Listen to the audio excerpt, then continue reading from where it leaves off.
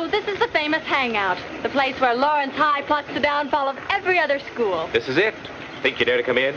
I don't know. I am from Westport High, you know. I'll tell him you came from Mars.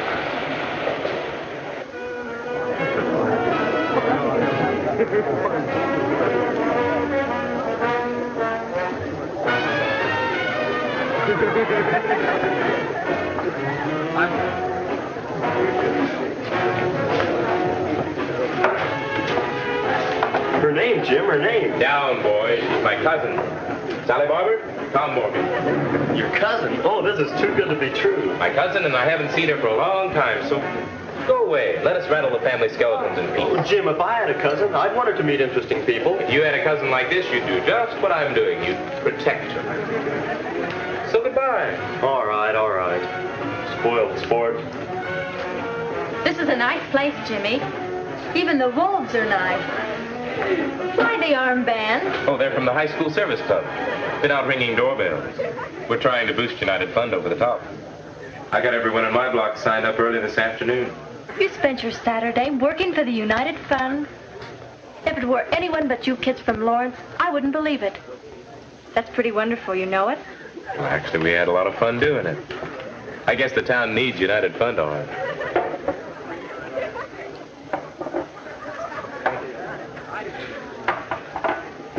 You know, you've really got it here at Lawrence. We've really got what? Maybe you'll think I'm kind of corny, but, well, you've really got the right kind of school spirit. Golly, I wish the kids at Westport had a small idea of some of the things Lawrence has done. What's wrong with Westport? You've got school spirit. I can remember how you all came down here for the football game. Man, I never saw so much. Spirit? Sure. We've got a sort of school spirit. But here it's different. Your school spirit seems to be working in everything you do. It doesn't make any difference if it's sports or debate or competition for a scholarship. We know that Lawrence High is always going to be the hardest to beat. And every student body in the state feels the same way. You're not a big school. That can't be the reason you're always on top. So why are you?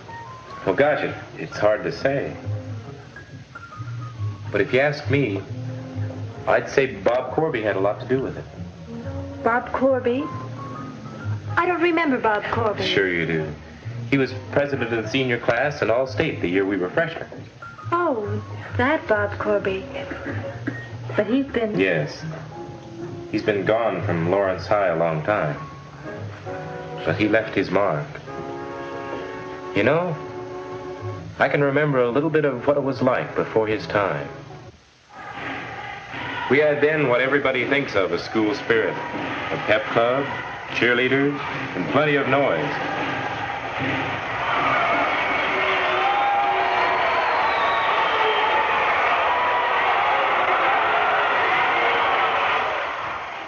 Whenever we won, we really cut loose. Snake dances, snarling up traffic, and racing up and down the streets, blaring car horns, yelling. It's certain the townspeople didn't get much sleep, and it's a wonder somebody didn't get killed. Sometimes noise wasn't enough. Sometimes it was kid stuff, such as painting the school initials in places where they had no business to be. If we'd had any sense, we'd have known all this carrying on was a discredit to the school. And then let's see. Yes, it was still my freshman year. We had a pep assembly. It wasn't an unusual assembly. Some band music and some yells, and the members of the team talking to the student body. But, well, I remember what Bob Corby said when it was his turn. And now we'll have a few words from our team captain, Bob Corby. I'm not much of a speaker, so I guess about all I can do is tell you what I think and how the boys on the team feel about some things. The first thing I think is if we took a vote right here and now, well, it'd probably be unanimous in favor of the basketball team not making speeches in assembly. But no kidding. You probably don't realize it, and I don't know just how to say it. But all of you out there mean more to the basketball team than any one of us who play on it. We spend a lot of time practicing and a lot of time learning the plays. And sometimes, well, we get to thinking we're pretty good. But when the day of the game rolls around, well, our insides get shaky. And we begin to wonder if we're really going to be any competition for the other team. If it weren't for all of you and the way you feel about Lawrence High School, we'd be just another basketball team. You can feel that spirit right now, right here in this assembly. We're all for Lawrence. We're all for the team. We want to try to do well and try to win everything that the school does. And with that kind of spirit, I don't see how we can lose.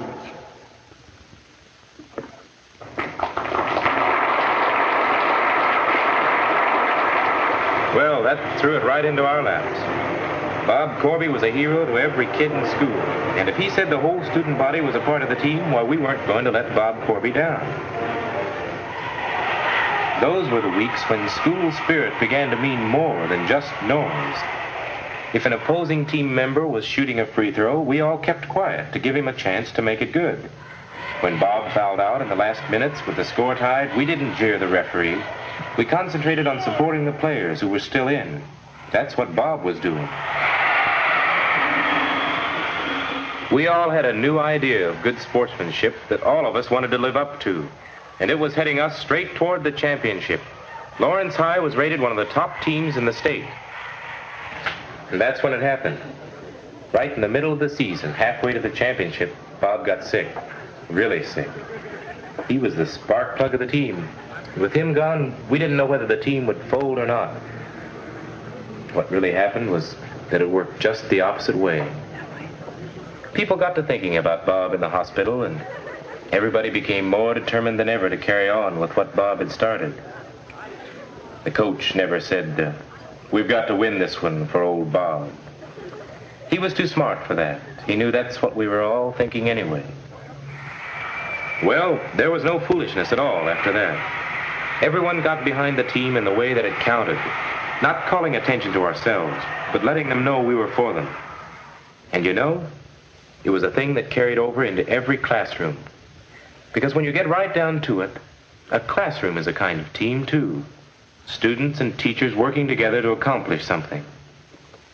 If you look at it that way, you realize that there isn't anybody more on your side than the teacher is, whatever class you're in.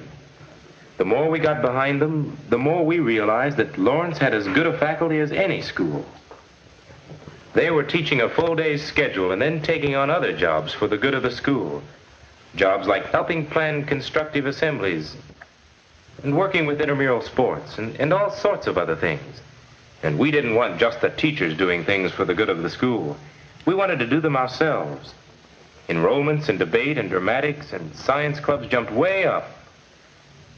Before long, we were as proud of our scholarship and extracurricular ratings as we were of our other victories. One student won a National Merit Scholarship that year, and everyone in school felt a personal pride in his accomplishment. When visitors from other schools dropped into Lawrence, I guess they could see that the building wasn't the newest or the biggest in the state, but that didn't matter. We knew any school would probably trade their shiny new buildings for what we had, the reputation of being the best school in the state. Boy, I'll never forget the championship game that year.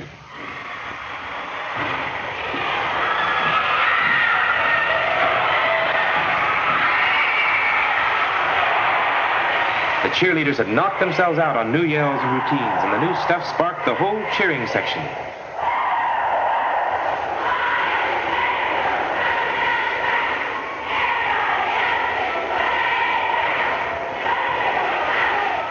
There wasn't an empty seat in the house. The whole student body turned out, even though the sports writers favored Washington High to beat us by at least 8 points. After all, we didn't have Corby. That's what they thought. You should have seen them. Every man on the team was an inspired ball player. He had to be. Washington High didn't stand a chance.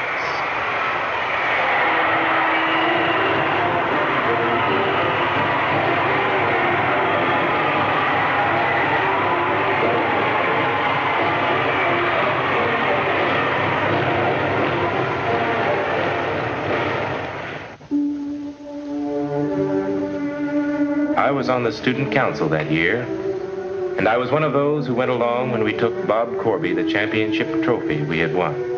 Well, Bob, here it is. We did it. Yeah? You did it. Gosh, you guys were great in the tournament. I'll never forget how you came from behind and walloped him. I could feel it just lying here listening on the radio. I knew just how the team felt with the school behind you every minute.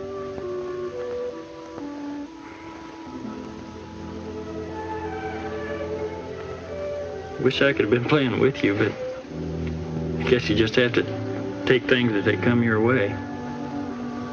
Anyway, I'm glad I was on the team. I'm just as proud of this trophy as if I'd helped you win it. Thanks, fellas. Well, I guess you remember what happened. There are times when all the spirit in the world doesn't help. Sometimes you got to lose. It was hard to realize that Bob was gone. But in the end, he'd shown us something else. He'd shown that you can lose like a champion, too. I think it's wonderful the way you feel about him, Jimmy. But I think you're all wrong. Wrong? Why, it happened just the way I told you. I'm not saying that the order of events isn't true. I'm just saying that you're wrong to give Bob Corby all of the credit. But it was Bob. I know it was Bob. All those things he said... Somebody says almost the very same thing at every pep assembly without making that much difference. Why, every school has one thing or one person to be proud of, the way you're proud of Bob Corby. But how many of them carry it any further? They would have, if they'd known Bob. There are kids at Lawrence now who never knew Bob Corby. Oh, can't you see? The spirit was there all the time. It wasn't all his doing that brought it out. You're missing the point. No, I'm not. I'm closer to it than you are. If what you have at Lawrence depended on Bob Corby, it would have died when he did. But it hasn't. It had to be all of you. Well, how can you argue with a woman? But I did argue with her. I argued with her for hours.